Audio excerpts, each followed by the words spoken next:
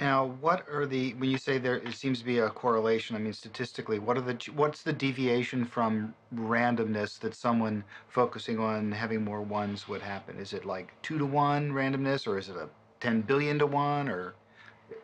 Well, the last analysis that I did, which looked at all of these experiments, the final analysis is 50,000 to 1. The odds against chance are 50,000 to 1 that the behavior of the random number generators would go in the direction that they did, that were consistent with what intention was wishing them to do. Now, what about the people who, they criticize, they say, well, that's just statistics. That doesn't really prove anything about the mind-matter interaction. How would you respond to that? All of science now, all of empirical science is based on statistical analyses because nothing ever works the same way twice. And this is especially true when it comes to human behavior. I mean, so an example is why are people interested in sports just obsessed with statistics?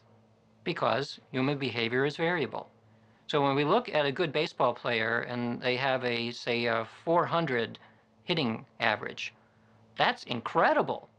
But all it means is 40% of the time they'll get a base hit. So why do we say, well, so what? They're not getting it 100% of the time. We understand that some forms of human behavior are simply difficult to repeat, even among world-class athletes. Here we're dealing with something that's much more subtle.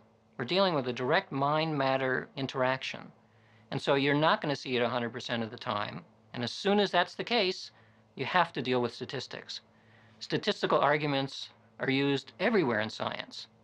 And I understand that if you're not a fan of mathematics and you don't trust statistics, maybe think about baseball and think about why statistics are so important in sports. And it's purely because of the uncertainty in sports. Excellent. Um, so, do you have any theories on the mechanism that makes when someone's sitting there with their intention going, I want more ones than zeros? Do you have any? Because, what's, is it just magic? Is it just spookiness? Or do you have some sort of theory as to why someone's intention, which seems to be an internal, intangible thing, can affect a random event? The way I think about what's happening in the random number generators or in intention in general, why does intention leak out and get outside my head somehow? I think about it as the relationship between mind and matter. What is that relationship? Well, one way of thinking of it is we take a ribbon, and on the outside of the ribbon we write the word mind, and the inside of the ribbon we write the word matter. So they're tightly correlated. And in fact, we know that. If you look at an EEG or you look at a functional MRI picture of the brain, what's going on inside the head is tightly coupled to what our subjective experience is like.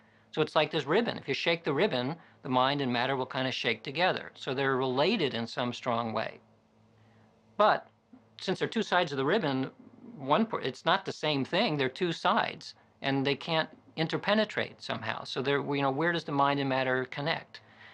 So I would say all that you need to do is imagine that the ribbon that we've been looking at was slightly misconceived. It actually is not a ribbon. It's a ribbon where somebody put a half twist in it and reconnected it, and it makes it a Mobius strip. So now if you're looking at the matter side and you're saying, well, how in the world can it connect to mind? And you keep tracing along this thing and you find suddenly you were working on matter, but you've ended up on the mind side. Well, why is that? It's because a Mobius strip has one side. And it looks like a ribbon from a distance that has two distinct sides, but it really isn't. It's the same thing. And it looks different depending on your perspective.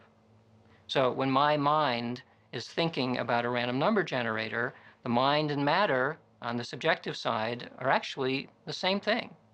And so I think about a certain way, and it is expressed in a hunk of matter because the hunk of matter actually has some mind in it as well.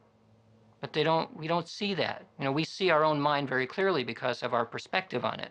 We don't see that there's any mind stuff in a random number generator, but it's there. So how a realization that there's that it's a Mobius strip. What what impact do you think that has on people, cities, countries, nations, planets? Is there some sort of scaling factor on that whole thing? Because again, people are still saying like all this stuff is great, Mobius strips, that's wonderful, but I'm still living in the world I'm living in, and trying to get again, a kind of a big picture of what does this really mean? Because when they first came up with the quantum stuff, it was like, what does this really mean? And 100 years later, we're still asking that question and uncovering it. So Right. I'm just sort of asking it again. Well, one implication of this is that people might think, well, if my wishes really can push the world around, then how come I can't win the lottery? How come my wishes don't stop war? How come all kinds of things don't occur? And part of the answer is that each individual is a really small drop in the ocean. And so while our intentions do go out, and we see in the laboratory, we see these things in the laboratory because we're working typically with an individual and one device. And we by design, exclude the rest of the world as much as we can, although you can't really do that. That's the design of the experiment. But when you're dealing with the universe at large, and my intention does go out, it ripples out and affects the entire universe, most of the universe doesn't care. It doesn't want to respond. It's off doing its own thing. So from a perspective of thinking about everything as having some form of intentional goal, some kind of wish, whether it's an electron or human or anything, it has some kind of a push out into the world. It's all happening at once. It's all mixing together. And you need to have an enormously strong push in order for that ripple to be felt by anything, unless you happen to be predisposed towards it. So, for example, in a case of somebody, of an individual and a random number generator, I specifically focus them on that device. And I look at the device at very specific times, and I know what I'm looking for. And we see these small effects. They're there, but they're small. You can say then, well, what would happen if we had 1 billion people all doing the same task, with all focusing in on something, a random number generator or person or anything? Would you get a larger effect? And the answer is probably, but the form of intention would have to be extremely coherent in order for it to have an impact. And the reason is that if you imagine that intention is a wave-like structure, if you have more than one of those waves, then the two waves can interfere. They can destroy themselves if they happen to interfere in the wrong way. So if you have 1 billion people thinking the same way, the same time, in the same manner, I imagine that you would end up with a very large effect, even in random number generators, which are just basically hunks of physical stuff that's getting pushed around. Does that prove that mind effects matter? Proof is not a word that is used in science. We can show evidence for. We can create a certain degree of confidence that an effect is what it appears to be. We can make measurements. So what we can say is that we have high confidence at this point that the nature of randomness changes when large-scale world events occur.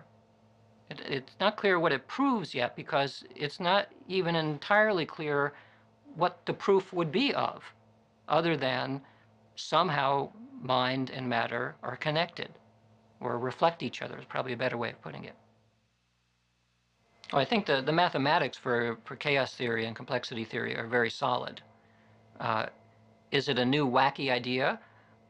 All new ideas are wacky until they become accepted, and then suddenly they become conservative and orthodox. So, of course, in the beginning of every new application, or especially any idea that is coming off from the side, will be perceived as wacky. And then somebody will get a Nobel Prize and it's not wacky anymore. Which is not to say that all new ideas are equally valid, because some of the wacky ideas coming in are in fact quite wacky. And it's only through the passage of time and the value of science, which is to continually confirm that the idea is true or not, where we begin to get a sense of what is likely to be true versus what is likely to be a fantasy.